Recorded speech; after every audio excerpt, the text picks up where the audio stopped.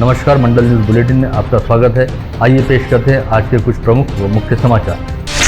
अमरावती के bus stand road पर स्थित मदरसा में पढ़ने वाले 23 वर्षीय बच्चे के साथ मदरसे के मौलाना सलमान मुफ्ती ने विगत 2 जनवरी की रात 11 बजे अप्राकृतिक कृत्य किया, जिसके लिए मौलाना सलमान मुफ्ती ने बच्चे को अपने कमरे में बुलाकर दुपट्टे से उसके हाथ पांव बांध दिए और उसके मुंह में रुमाल ठूंस दिया। इसके बाद मौलाना सलमान मुफ्ती ने उस बच्चे को अपने मोबाइल पर अश्लील वीडियो दिखाया और उसके साथ अप्राकृतिक दुष्कर्म किया। इस बारे में बच्चे के पिता की ओर से शिकायत मिलते ही कोतवाली पुलिस ने नेरे में आयोजित इज्तिमा में शिरकत कर रहे मौलाना सलमान मुफ्ती को गिरफ्तार कर अमरावती लाया, जिससे पूछताछ की जा रही है। शिकायत के मुताबिक 2 जनवरी की रात 11 बजे 13 वर्षीय बच्चे के साथ अप्राकृतिक दुष्कर्म करने के बाद मौलाना सलमान मुफ्ती ने उसे इस बारे में किसी से कुछ भी नहीं कहने और चुपचाप अपने कमरे में जाकर सो जाने की हिदायत दी थी, जिसके बाद वह बच्चा पूरी रात दर्द से तड़पता रहा और अगले दिन सुबह उठकर मदरसे से निकलकर सीधे अपने गांव पहुंच गया। बेटे को अचानक ही गांव वापस आया देख जब उसके पिता ने पूछताछ की तो बच्चे ने रोते हुए अपने साथ घटित पूरी घटना अपने पिता को बताई, जिसके बारे में पता चलते ही बच्चे का पिता बच्चे को साथ लेकर तुरंत सिटी कोतवाली थाने पहुंचा और मौलाना सलमान मुफ्ती के खिलाफ शिकायत दर्ज कराई, जिसके आधार पर पुलिस ने नेर से मौलाना सलमान मुफ्ती को गिरफ्तार किया।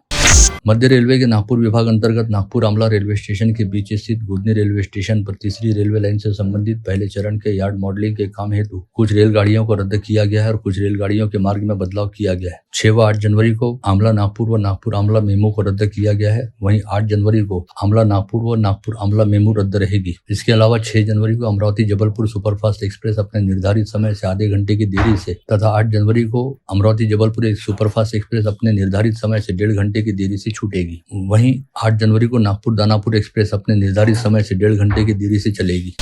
जेईई व नीट जैसी प्रवेश परीक्षाओं के लिए मार्गदर्शन करने हेतु फिजिक्स वाला विद्यापीठ पाठशाला की ओर से आगामी शैक्षणिक सत्र हेतु नीट, जेईई व फाउंडेशन कोर्स के बारे में मार्गदर्शन करने हेतु गत रोज स्थानीय पीआर पोटे कॉलेज परिसर स्थित स्वामी विवेकानंद ऑडिटोरियम में सुबह 11 से दोपहर 2 बजे तक आगाज नामक मार्गदर्शन कार्यशाला का आयोजन किया गया था, जिसकी अध्यक्षता करते हुए अमरावती मंडल के प्रबंध संपादक अनिल अग्रवाल ने कहा कि पहले की तुलना में आज शिक्षा की सुविधाएं काफी सहज व सरल तरीके से उपलब्ध हैं तथा अपने घर व शहर में रहकर देश विदेश की गुणवत्तापूर्ण शिक्षा हासिल की जा सकती है। इसे नए दौर के विद्यार्थियों के लिए खुशकिस्मती वाली बात कहा जा सकता है, जिसका मौजूदा दौर के विद्यार्थियों ने भरपूर फायदा उठाना चाहिए। साथ ही विद्यार्थियों व उनके अभिभावकों ने यह भी याद रखना चाहिए कि शिक्षा का अंतिम उद्देश्य केवल नौकरी हासिल करना न हो, बल्कि ज्ञान अर्जित करते हुए अपनी रुचि व रुझान वाले क्षेत्र में काम करना हो। इसके साथ ही हम भले ही किसी सफल व्यक्ति से प्रेरणा जरूर लें, लेकिन उसकी कॉपी करने का प्रयास कतई नहीं करना चाहिए, बल्कि हर एक ने खुद अपना ध्येय तय करते हुए अपनी लक्ष्य पूर्ति के लिए अपनी ओर से 100% प्रयास करने चाहिए और ऐसा करते समय परिणाम की चिंता नहीं करनी चाहिए, बल्कि परिणाम को स्वीकार करने की मानसिकता तैयार रखनी चाहिए। इस समय संपादक अनिल अग्रवाल ने फिजिक्स वाला विद्यापीठ पाठशाला के स्थानीय संचालक शिव खंडेलवाल और अमोल ठाकरे सहित अन्य संचालकों की ओर से किए जा रहे कामों की मुक्त कंठ से सराहना भी की।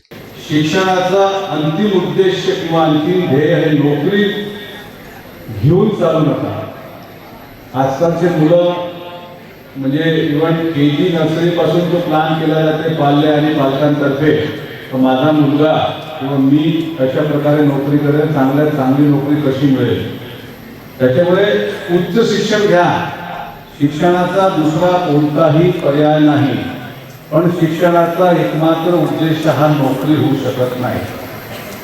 आणि आता आपले देशाचे पंतप्रधान, यशस्वी पंतप्रधान आदरणीय नरेंद्रजी मोदी यांचा पण नारा आहे, नोकरी करा।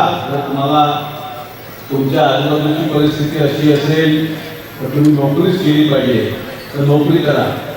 पण तुम्ही जर उच्च शिक्षण घेऊन नोकरी देऊ शकाल तर नोकरी देणं शिका। धामणगांव रेलवे निर्वाचन क्षेत्र के भाजपा विधायक प्रताप अड़सड़ का जन्मदिवस रहने के चलते अमरावती मंडल के संपादक अनिल अग्रवाल ने विधायक अड़सड़ को उनके गनेडीवाल लेआउट परिसर स्थित निवास पर मुलाकात करते हुए जन्मदिवस की शुभकामनाएं दी। साथ ही इस समय दोनों गणमान्यों के बीच विविध विषयों को लेकर चर्चा भी हुई। इसके साथ ही विधायक प्रताप अड़सड़ को उनके जन्मदिवस की शुभकामनाएं देने के लिए आज धामणगांव रेलवे, चांदूर रेलवे और नांदगांव खंडेश्वर तहसीलों के सैकड़ों गांवों से कई लोग उनके गनेडीवाल लेआउट परिसर स्थित निवास स्थान पर पहुंचे थे। विधायक अड़सड़ ने अपना जन्मदिवस बेहद सादगीपूर्ण तरीके से मनाया।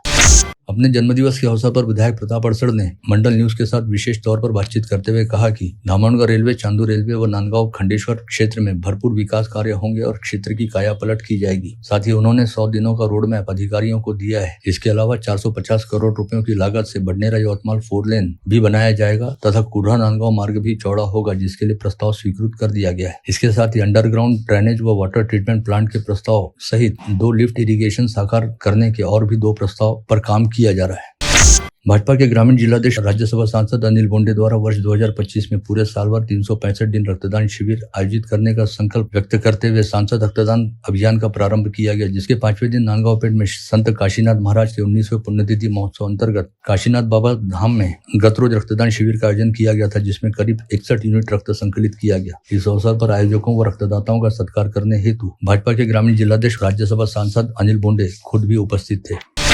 अमरावती निवासी स्वाधीनता सेनानी एकनाथ हिरुलकर का 100 वर्ष की उम्र पूरी करने के उपरांत निधन हुआ। इस बात का पता चलते ही बडनेरा निर्वाचन क्षेत्र के विधायक रवि राणा ने स्वाधीनता सेनानी एकनाथ हिरुलकर के निवास स्थान पर पहुंचकर उनके पार्थिव के दर्शन किए तथा उनकी स्मृतियों का अभिवादन किया। शगुन इवेंट जेसीआई अमरावती व भावना एंटरप्राइजेस द्वारा व्हाइट हाउस लॉन में आयोजित अमरावती ट्रेड फेयर में लोगों की काफी भीड़ उमड़ी और इस ट्रेड फेयर को अमरावती के नागरिकों का जबरदस्त प्रतिसाद मिला। इस ट्रेड फेयर में शॉपिंग के साथ ही ग्राहकों को संस्कृति व मनोरंजन का पैकेज भी मिला है और एक ही जगह पर सभी आयु वर्ग के लोगों की जरूरत की चीजें उपलब्ध हैं।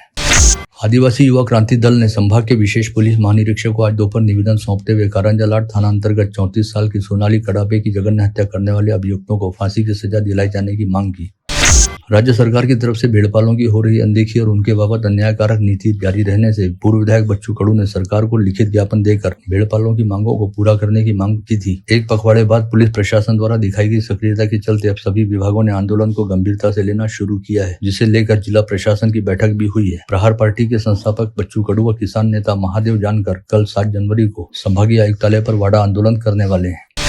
वहीं मेंढपालों की समस्या को लेकर आज जिलाधीश कार्यालय में एक प्रतिनिधिमंडल के साथ आयोजित बैठक में जिलाधीश सौरभ कटियार व निवासी उप जिलाधीश अनिल भटकर द्वारा कहा गया कि अन्य प्रांतों की भेड़ बकरियों को अमरावती जिले में प्रवेश करने से प्रतिबंधित करने तथा लसीकरण अभियान को प्रभावी तरीके से चलाकर बीमारियों का संक्रमण रोकने हेतु जिले में प्रभावी उपाय योजनाएं की जाएंगी। साथ ही भेड़पालों की समस्याओं को हल करने के लिए हर संभव सहायता भी की जाएगी।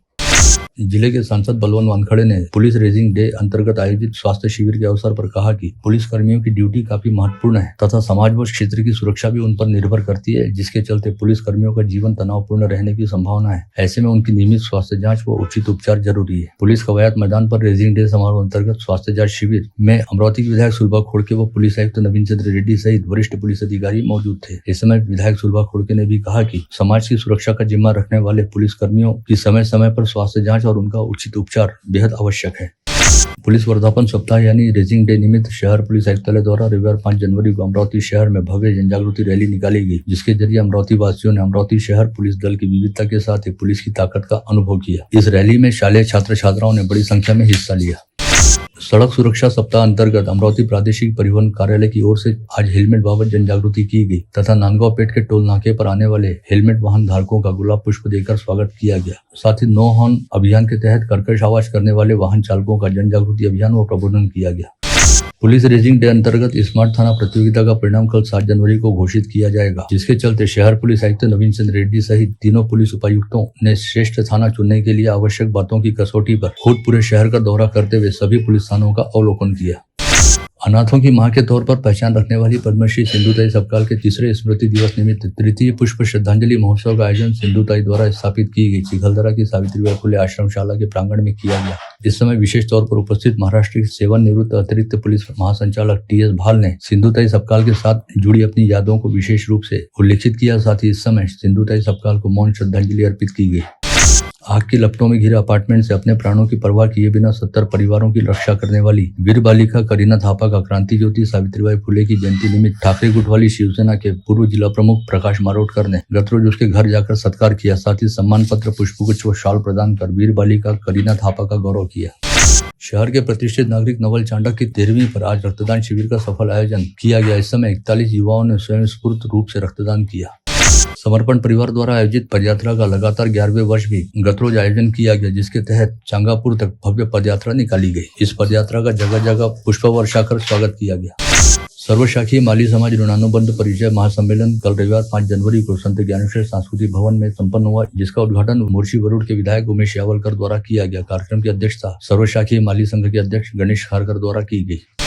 भारतीय जनता पार्टी द्वारा अपने संगठन को मजबूती देने के साथ ही विस्तार करने के उद्देश्य से संगठन पर्व अंतर्गत समूचे राज्य में सदस्यता पंजीयन अभियान चलाया जा रहा है, जिसे अमरावती जिले में अभूतपूर्व प्रतिसाद मिल रहा है। भाजपा के ग्रामीण जिलाध्यक्ष व राज्यसभा सांसद अनिल बोंडे ने गतरोज दरियापुर निर्वाचन क्षेत्र अंतर्गत उमरी मंदिर, दरियापुर व अंजनगांव सूरजी सहित विविध स्थानों पर बूथ निहाय भेंट देते हुए सदस्यता अभियान के तहत चल रहे काम का मुआयना किया।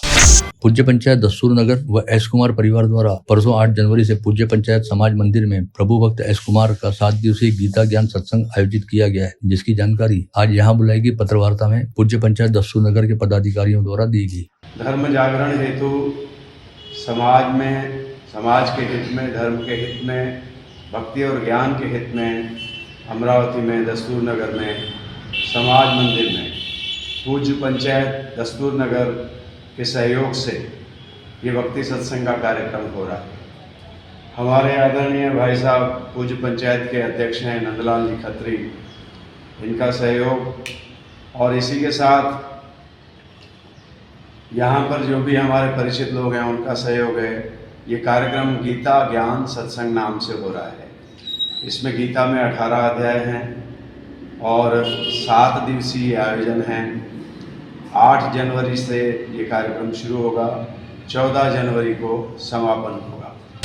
किसी भी गाय या बैल को देखकर यह नहीं बताया जा सकता कि वो कितने साल का है, या हर मवेशी की जन्म तिथियों का रिकॉर्ड भी नहीं रखा जाता, लेकिन अब गाय या बैलों की उम्र सेकंड में पता चल सकेगी, जिसे मोबाइल पर एक क्लिक के जरिए जाना जा सकेगा। महाराष्ट्र पशु व मत्स्य विज्ञान विश्वविद्यालय के शोधकर्ताओं ने यह सिद्ध करके दिखाया है। इस शोध के लिए उन्हें भारत सरकार के बौद्धिक संपदा विभाग की ओर से पेटेंट भी मिला है। राष्ट्र संत परम गुरुदेव श्री नम्रमुनि महाराज साहब की प्रेरणा से अरहम ग्रुप द्वारा मेलघाट में 1000 कंबलों का वितरण किया गया। अरहम ग्रुप के सदस्यों ने मेलघाट के विभिन्न दुर्गम व अति दुर्गम गांवों में जाकर वहां रहने वाले आदिवासियों को कंबल प्रदान करते हुए कपकपाती ठंड से राहत दिलाई।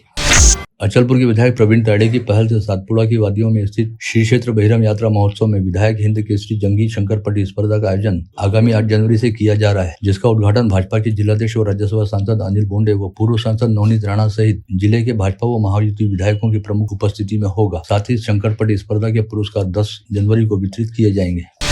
गाड़गेनगर थाना क्षेत्र अंतर्गत रहने वाली 30 वर्षीय महिला अपनी 12 वर्षीय व 9 वर्षीय 2 नाबालिग बेटियों को अपनी परिचित महिला के यहाँ छोड़कर कैटरिंग के काम के लिए बाहर गांव गई थी। इस दौरान परिचित महिला के पड़ोस में रहने वाले 18 वर्षीय सोहेल जाबिर पठान ने 28 दिसंबर की रात 2 बजे 12 वर्षीय नाबालिग बच्ची के साथ जबरन शारीरिक संबंध बनाए। इसकी जानकारी उक्त नाबालिग ने अपनी मां को बाहर गाँव से लौटने पर दी और मां ने गाड़गेनगर थाने में शिकायत दर्ज कराई, जिसके आधार पर आपराधिक मामला दर्ज करते हुए गाड़गेनगर पुलिस ने सोहेल जाबिर पठान को गिरफ्तार किया।